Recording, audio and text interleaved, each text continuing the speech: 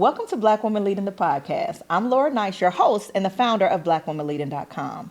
Today we're talking about exploring professional wanderlust with Dr. Crystal Moten. Now, if you have experienced job hopping and gotten a little bit of flack around it, if you are in a season of transition or pivot in your career, or if you need to be affirmed to make a choice for what you need to be doing in your life right now, then you need to keep listening. Let's get into it.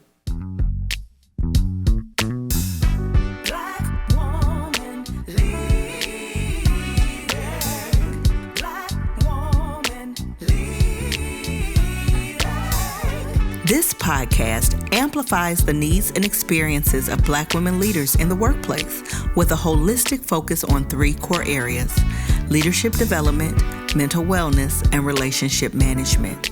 Our ultimate aim is to help Black women learn, heal, and grow in their leadership capacity.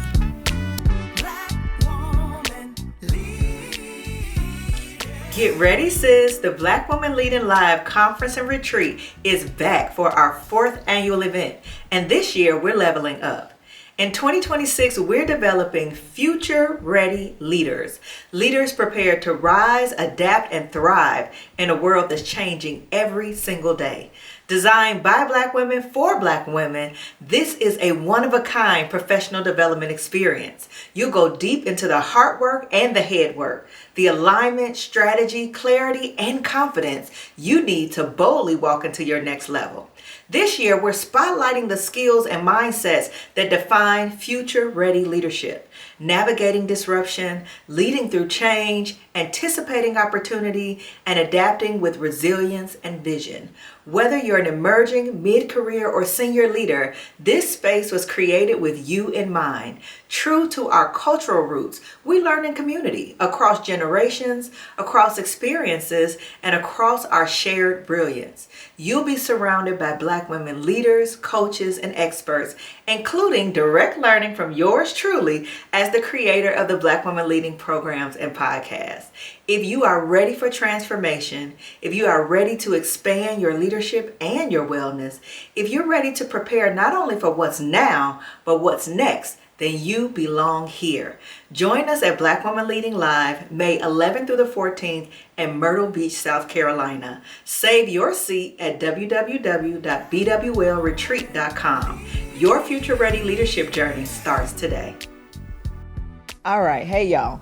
Today, we are talking about exploring professional wanderlust with Dr. Crystal Moten, my homegirl. Hey, Crystal, welcome. Hey. So happy to get into this topic, y'all. But before that, I got to give you the official on Crystal, okay? So Crystal Marie Moten is an award-winning writer and expert on Black women's history.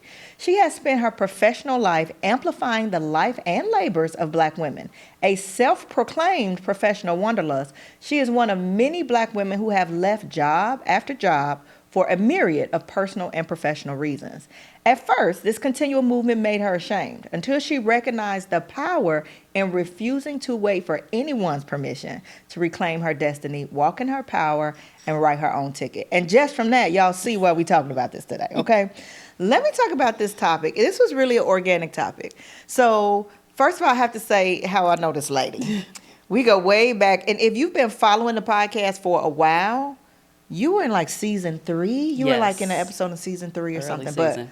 But way back, Crystal and I went to undergrad together at WashU. Hey, WashU. Hey, woo-woo. We was texting and remembering stories of our foolery back in the day, but just dear friends. And since then have, been able to see each other growing and learning. So fast forward to, what is this, like August? We're on the call. Crystal's working on the book. I'm working on the book. And I'm like, she's written several books before as a historian and all of that. So I'm like, girl, I need some tips because I'm struggling. So we get on the call. She's telling me about the book, Professional Wanderlust, and this studying that she's doing, this research that she's doing. And I'm like, we need to talk about this on the podcast, because this idea of job hopping, and you talked about in your bio, it does sometimes elicit shame, especially when there's that strong achievement kind of excellence background you come from, or your family, college, wherever it came from, that there is this old school framework that you need to stay for a little bit because it shows that you are, professional, that you are not, all of these different narratives that's with that. And so I'm going to let her tell you about it, right? But what made me so interested, because in Black Women Leading, we've seen people moving to jobs quickly for a number of reasons. We've seen them moving for, it's the quickest way to boost your compensation. Yes. Because you've been advocating for a raise and they're giving you pennies or acting funny. Right. You go somewhere else and elicit your value. And we're talking about 20-30% right.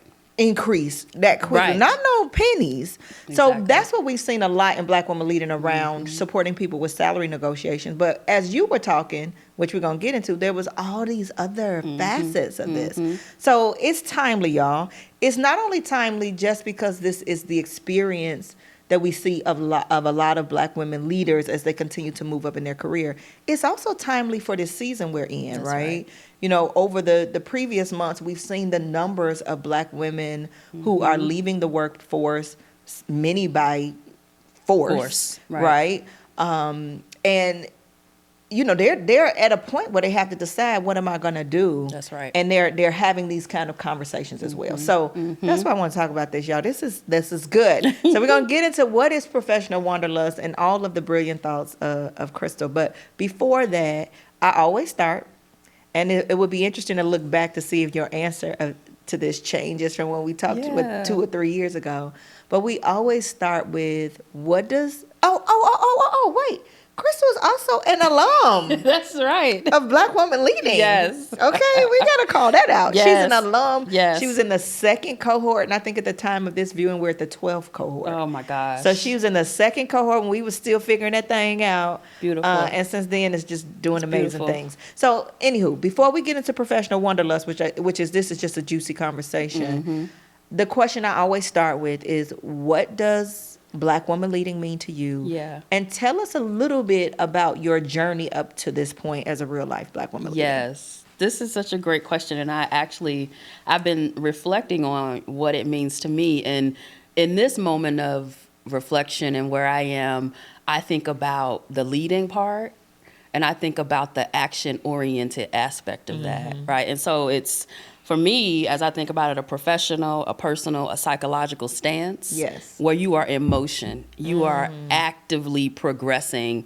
and developing yourself, That's both good. Professionally, but also because when we think of the Black Woman Leading curriculum, it's not just about work. Yeah. It's who you are inside and outside of work. Yes. But to me, it's the ing part puts the action in it for me. It's not stagnant. That's good. You're moving, you're in motion. Yeah. Right? Yeah, that's good. Yeah. I love the emotion part, and that really resonates with this topic. Tell us a little bit about this. We're going to talk about what professional wanderlust and all that, but I just want a little bit of because you done did a lot in the last couple of years. Yes. Like, give us a little bit of the backstory. So I was in thinking the Destiny cohort, it happened during the pandemic. Yeah, 2021. And I joined that cohort after a job change. I went to undergrad, and then I went to graduate school, got my PhD. And my dream was to become a professor. And I became a professor, worked as a history professor at 2 colleges.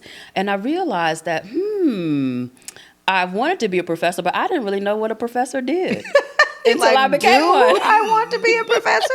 Right. But my passion had always been Black history, and particularly Black women's history. And so I wanted to make sure I could put Black women's history on really a world stage, a global stage. And I felt that I wasn't able to do that from the position I was in as a professor. Exactly. I got it. And so I had decided to pivot my career and move from the college world to the museum world, because I thought more people, more visibility, everyday people then could have access to the stories of Black women. Yeah. And so I joined the Destiny cohort, though, because we were in the midst of a pandemic. We were working from home.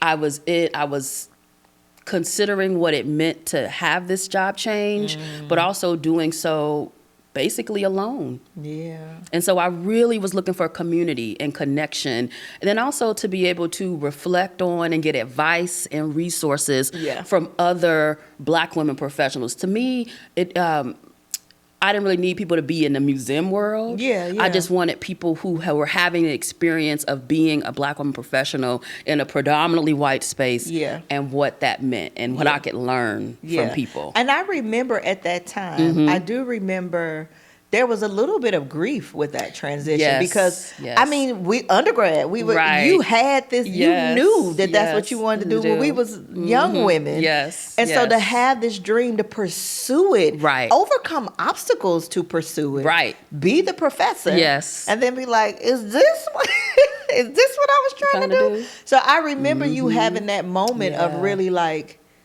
am I tripping? Like, is this the right decision? Am I really going to give this up?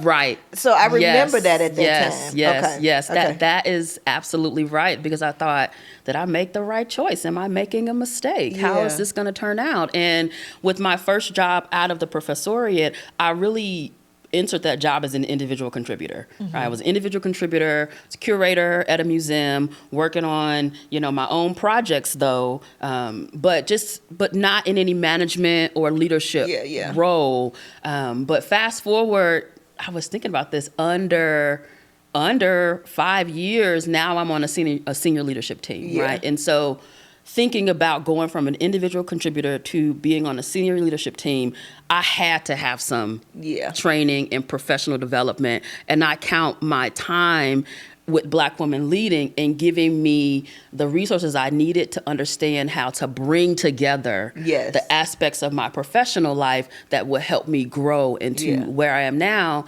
And to me, I hadn't really thought that I could bring in my personal development and my professional development. And they could coexist. That was the game changer. Yes. And not even that it was an option, is that it was mandatory. Right. Because you are not parts. That's right. Right. So we went from academic journey, professor, to the museum world. And now you're in... Now I am still in what we call the glam field. Okay. And so, yes, we cute.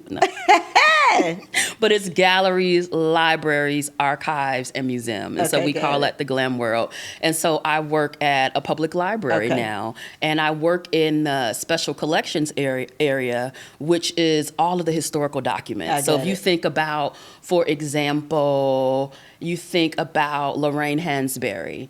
And, she wrote A Raisin in the Sun.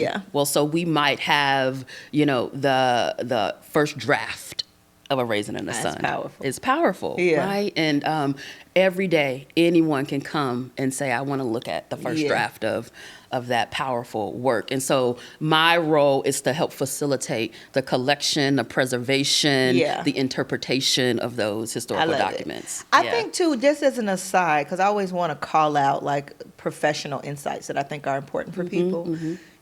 Sometimes, especially if we jump into talking about professional wanderlust, we have a avocation, right? Something that's really powerful, might be connected to our purpose. So you talked about yours. You wanted to tell the stories, the history of Black women on a larger scale, right? And so sometimes I find, especially in our mid-career program for mid and senior level leaders, where it's not about earning stripes. At that time, you've been there, done that, you've been working 15, sometimes 20 plus years, that people are having this awareness about, what do I want to do? Is this what I want to do? Is this how I want to be spending my time? And so I would say, as you were talking and just knowing some of your journey, if you're listening, I think the powerful thing is to know, what is the overarching thing that I want to do? Because at different seasons of your career, you could be achieving that, but it looks different, and you don't have to skewer yourself for shifting or moving. And so I even think about you. When you were a professor, y'all, I remember she was doing some dope classes. She would be sharing about it on Facebook. Like, did you use was it like a Beyonce album? It was like a Beyonce album, and she did a whole academic course on like identity and all this stuff. And I remember you sharing about it, and people online was like, dang, can I take the course? So you were doing that work as a professor, even though all of the dressings of being a professor was not where you wanted to be. That's right. When you went to the museum as a curator, you were doing that maybe more explicitly. And then now, even in this work at the library, you talk about the Lorraine Hansberry manuscript, for example. is still doing that in a way of providing access to those things. So I think about my journey. I think what's been the overarching avocation has been dedication to the empowerment of Black women, not only from their economic or professional space, but also their mental health and their wellness. That's right. And as I think about that, it merges very nicely in Black Women Leading, but early on, I was a youth development worker. Right. I was doing that with children and adolescents. Right. The professional part was college learning. Yeah. The personal part was life skills, and then I was a therapist. Right. I think about my previous business when I was working with Black women founders. The professional economic part was growing your business and making money, like making it a revenue generating thing. Right. But a lot of the hard work we did there was about confidence. Yes. And people's belief. Right. We talk about Black Women Leading. Hard work and head work, That's right. So we're talking about your job, growing as a leader, but a lot of the work is your boundaries, your come from.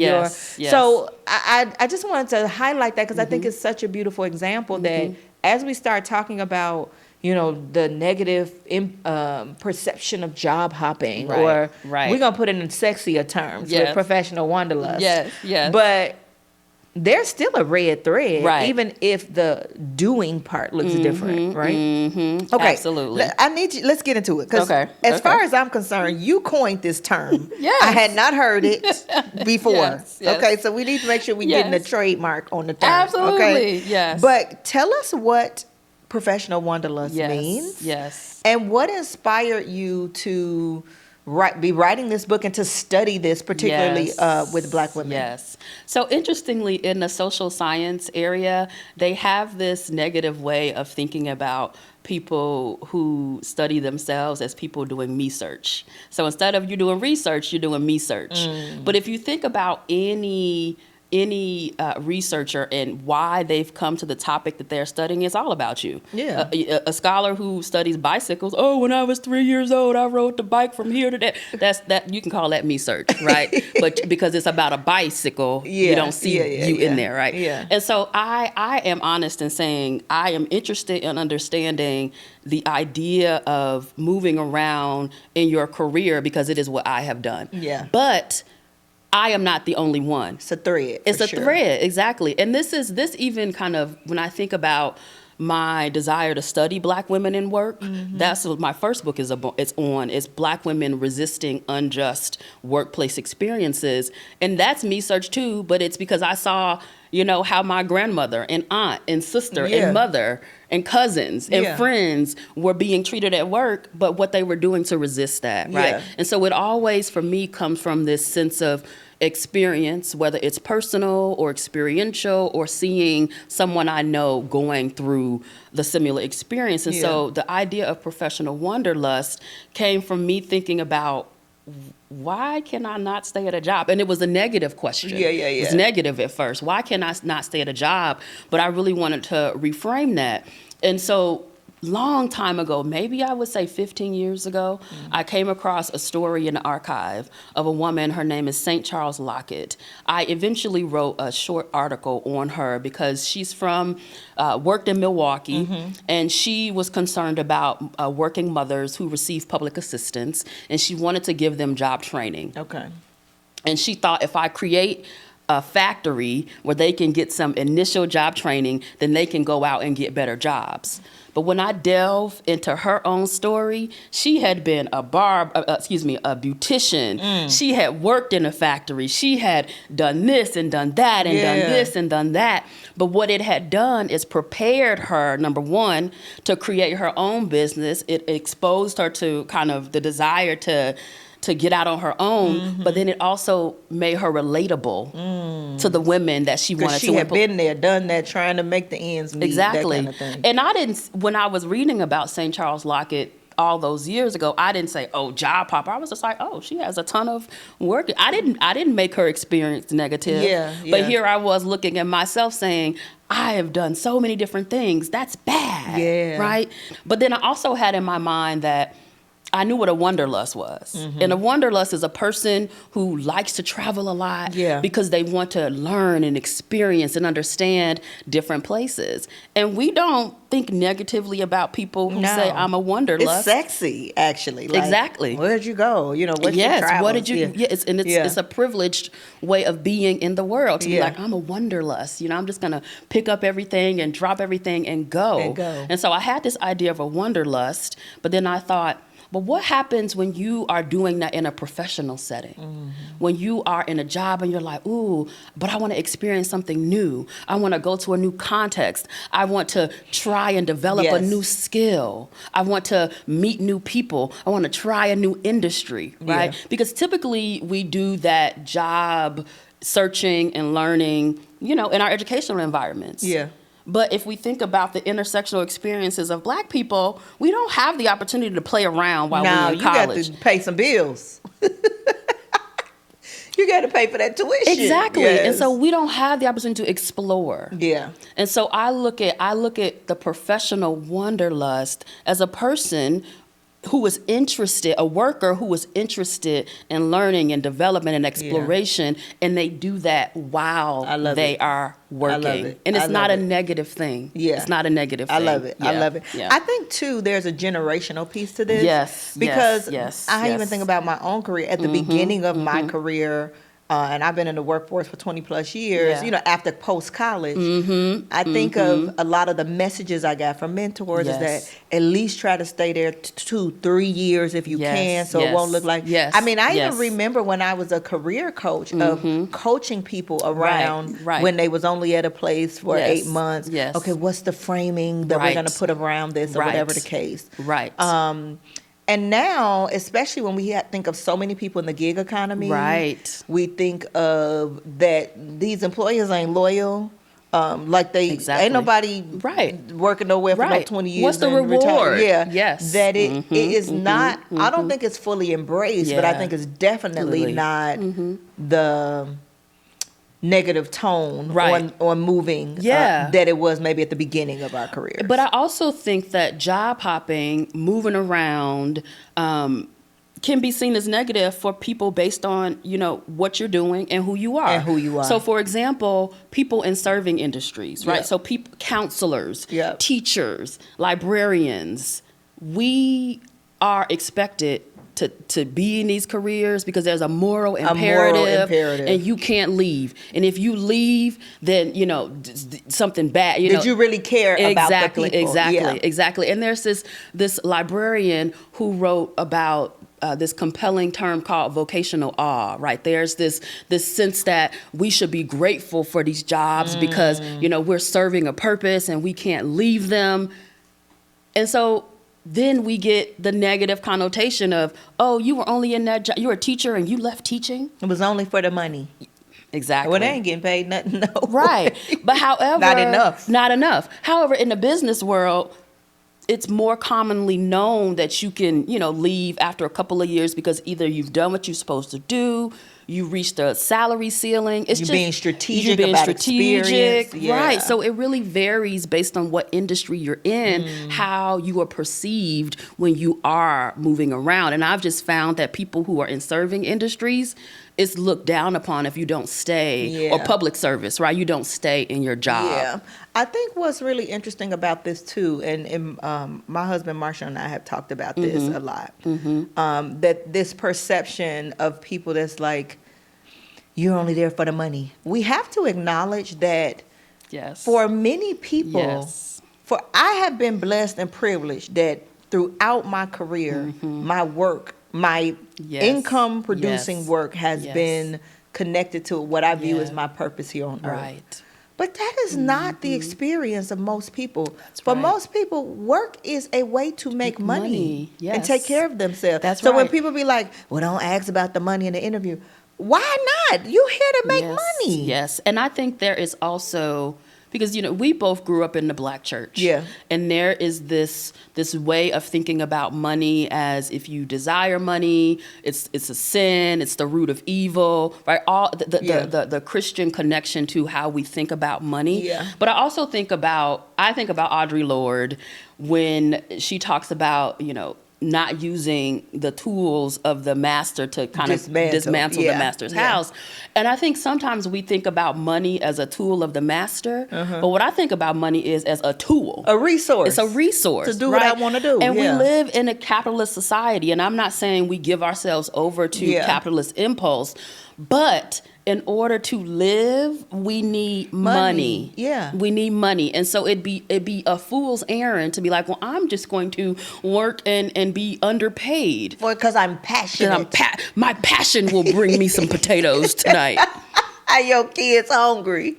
No, baby, that passion sometimes. If you can marry it, and some people, they have to have their passion and avocation and purpose served outside of work through their volunteer, through their faith communities, through their personal. And other people are privileged to be able to combine them. But I think just twisting that. But I never really thought about the moral imperative for serving industries, and there's something to that. Yes, absolutely. And I think absolutely, especially as it relates to Black women in serving industries, because typically the gendered nature of work makes it such that we are predominantly in serving industries, nurturers, caretakers. We are the mules of the world. And so if we were saying, no, we don't want to do that anymore, who's going to be the mules of the world? Baby.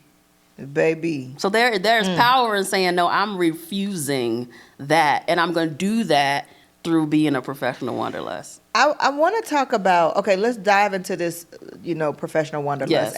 When we had our initial conversation, we talked about multiple reasons. Yes. I've mentioned already to be able to increase the salary or the compensation quickly. That's a common thing we see in Black women leading, right? And I mean, people jump, they're getting a 30-40% increase the next week they start the new job. But as you're studying this and talking to people and doing research, what are you seeing some of those other reasons for Black women? Before I get into those reasons, I want to make 2 points about a way of thinking about and analyzing this idea. And the first point is that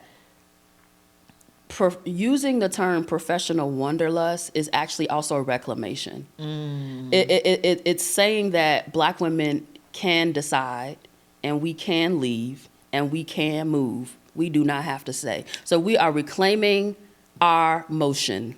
And that we can change our minds. I thought I wanted to be the professor. Yes. And then I got in there, that's not what I want. Exactly. I can move. Exactly. Yeah. So that's one part. And then the second part is that historian and scholar Darlene Clark Hine, she coined this term called the culture of dissemblance. And it's a way in which Black women silence or don't reveal aspects of themselves to protect themselves, right?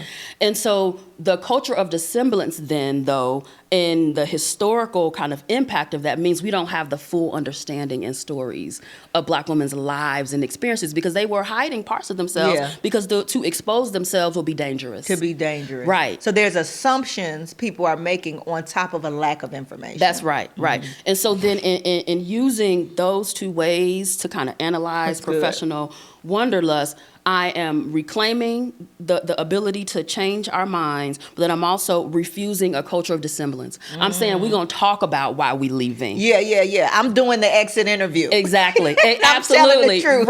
Right. And so the salary part, that's one piece of it. But the other reasons why I'm seeing Black women leave and we don't talk about them is we're being antagonized at work. One. Also, we want to have a relationship. We want some love. Hello. And where we're at in this work environment is not allowing us to do that. Yes. So like our relationships, right? Yeah. Also, we want to be in a community of people of like-mindedness, right? Yeah. And so maybe we got a good job, but we're living in a place that does not feed a geographical place. Exactly. We've heard of some of our Black women leading actually relocating. Yes. Because the space, they liked their job, but the space that they were in maybe was limited in diversity. That's right. Or like these type of communities, and they wanted to find a partner. That's and they right. wanted to, and this wasn't their type. Exactly. exactly. Yeah. Then so on the one hand, we talk about money and salary, but we don't like to talk about in relationship to Black women, power and status. Yes. We might leave because in a position we're being circumscribed to being the mules of whatever industry that is. The assistant, and I'm here expert with all these years of experience. But we have the right to have ambition as well. Yes. We have the right to want to be not just at the table, but at the head of the table. And the boss. If that's what we want to be. Right? So the power, the status. And then what I've been thinking about lately, and what I've been seeing lately, especially when I think about myself, is we also want rest. We want to pursue our joy. Yes. And we want ease. Yes. And sometimes when we're working, where we are doesn't allow that, so we have to move. Yeah. We have to move. This is my soft girl era. Yes, Bye. that's right. We don't have to be Black women struggling at work why we always got to resist. In all the areas. In all the areas. Yeah. All the areas. Yeah, and we see that too a lot in Black women leading, because just the environment, the toxic workplace culture was so untenable that people are like, I got to get up out of here. Exactly. I've got to get up. That's very common. That's right. A lot of times it's not even about the money. We've even seen some people take a little bit of a decrease. That's right. Just because they can have more balance. That's right. Most times they don't want to decrease, but I have seen those cases because my health was worth more, my peace of mind. Exactly. Ooh, this is good. Yeah. This is good. Yeah. But you talked about this ambition. Mm-hmm. I want to talk about, there's a tension there sometimes. So in your experience in the research and what you're seeing, how do Black women navigate, or how are you seeing that many Black women are navigating the tension between career ambition and self-preservation? I think that's hard. And again, I mean, this is probably going to turn into a promotional for the Black women leading mid-career program. I'm not mad at it. But balancing the career ambition and self-preservation, for me and what I've seen in the world, is you have to balance your professional desires with your self-care. Yes. Right? You have to prioritize your health and your mental wellness and your financial wellness. Right? And so it is a balancing game, because as I've noticed, the more responsibility you take on, if you are not taking on yourself, that responsibility will overtake you. Yeah. And it's accounting the cost, because everything you're saying yes to, you're saying no to something. That's right. And so, and usually, when Black women are saying yes to something outside of themselves, we have a tendency to say no to ourselves. And so the lesson then is, how do you say yes to whatever ambition you have while also affirming what you need and who you are, and not letting that play second to your ambition. My ambition is who I am. It's who I am. But I need to live to be able to realize my ambition. It's acknowledging my humanity. That's I'm not a machine. I'm not a machine. And But that's why you need the accountability and community.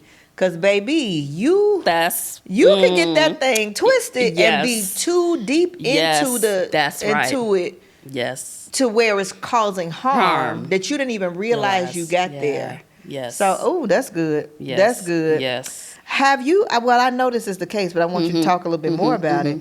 In your personal experience, moments where leaving a role became an act of either survival or self-affirmation. Yes. Like, what was that experience? Yes. And because I know some of your business, that's why I'm asking you that, but still keeping it, And some of my business I can't, because we recording. Exactly.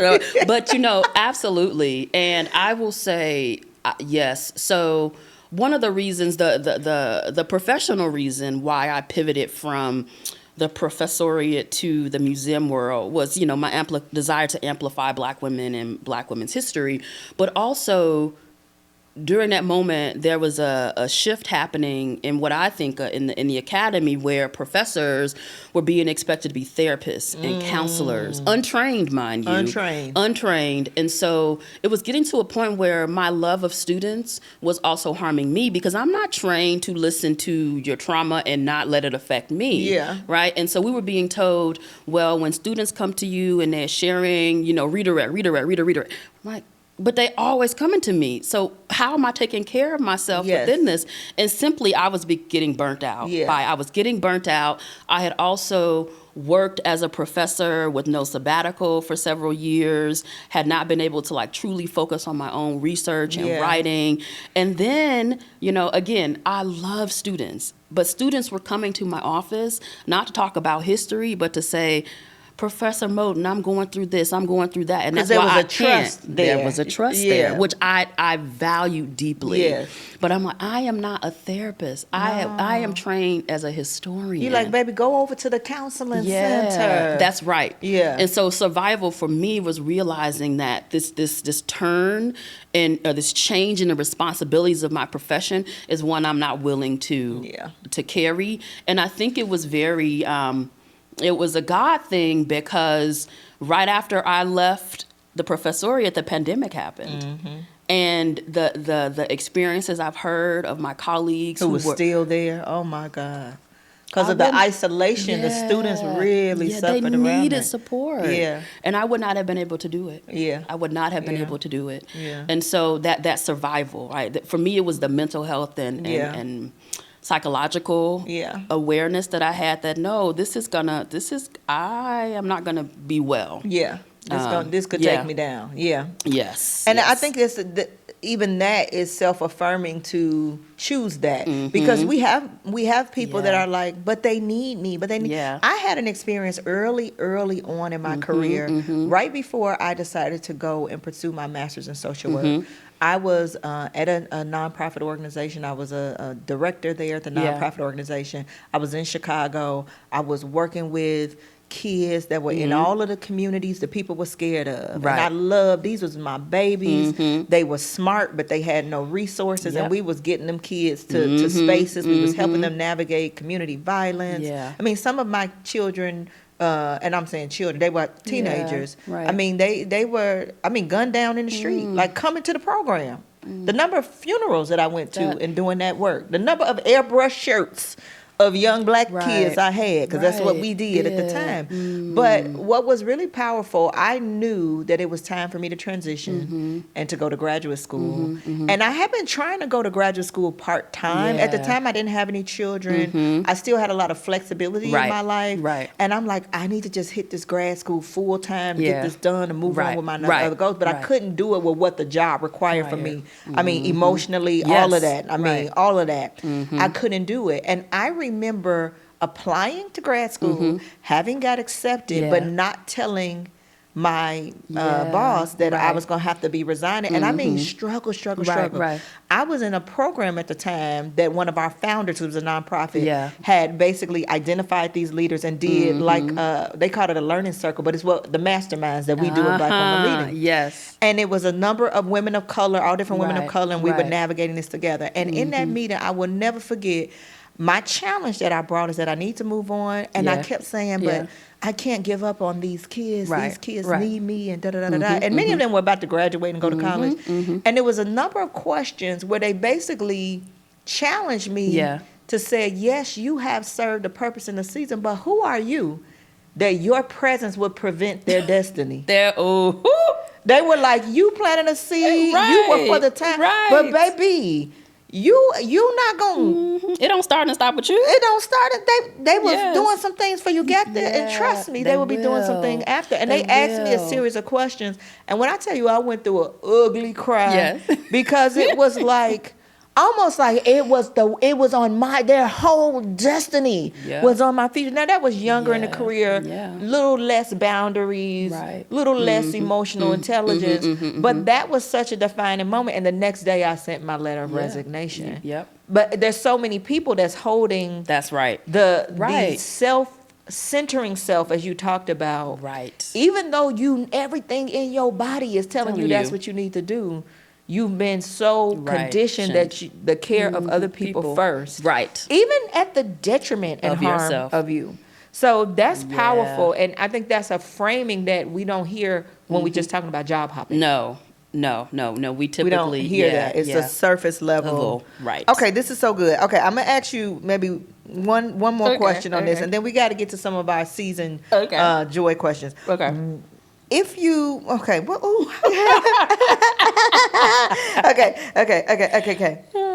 Let me ask you this. Yeah. What role, okay, two of them, and Okay. then I'm going to ask you one of the joy. Okay. What role can community mentorship networks play in helping women navigate these transitions? Yes. On the positive side. That's right. Not with That's right. shame, That's but with right. confidence, with That's joy. right. Yes. And I love thinking about this question because it actually allows me to go back and reflect on the first podcast episode we did where I was really talking about what it meant to be the only one in the room. Yes. Right. And so thinking about, and particularly Black professional women, and again, in these predominantly white spaces, and as we ascend to leadership, we're the only one, and we lack community, we lack network. Yes. And so for me, it's having that to come to get advice, to get resources on, is this the right thing? Mirrors, right? Exactly. But then the other most important thing I was thinking about is when we are the only one in the room, sometimes we don't have anyone to celebrate our success with us. And so our community, our networks, outside of work then become the place where, you know what, I got that raise. Yes. Or I pivoted and it was successful. Or you know what, I tried this, it didn't work out, but I learned this. Yes. And you have a community of celebration. Yeah. That you and can that go to. you got to be careful about, because sometimes when you are elevating, or if you have the audacity to leave that good job for where your heart, your energy, your whatever is telling you need to go, you may get some discouragement. So you got to use your judgment. That's right. And really, you know these people, because we talking about your family, your friends, your support. Exactly. You have to know who are those people you can go to in true celebration. Right. And some folks you might have to get them the sanitized version, because you know they don't have the capacity to hold that. To hold that. Yeah. But you do need a space of celebration. Okay. Let's start the transition. I could talk about this all day because this is so good. Yes. How does professional wanderlust become not just a reaction to harm, but a pathway to joy? If we think about our season's theme.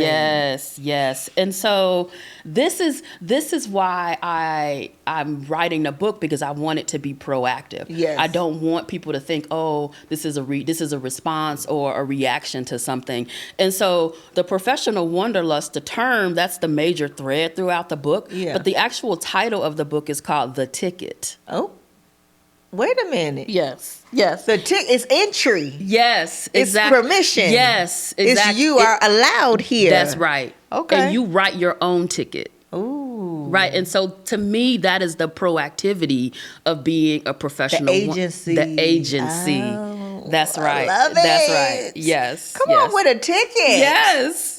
To whatever your destination. Whatever you decide, you write the ticket. I love Yes. it. Okay. Yes. Okay. This is so good. Yeah. Continuing on that joy, let me ask you one more. Okay. So, our season 8 theme is leaning into joy. Yes. And it's about, really making space. And so this one professional wanderlust is so on point for intentional practices of joy with thought and foresight. That's right. I planned this for myself.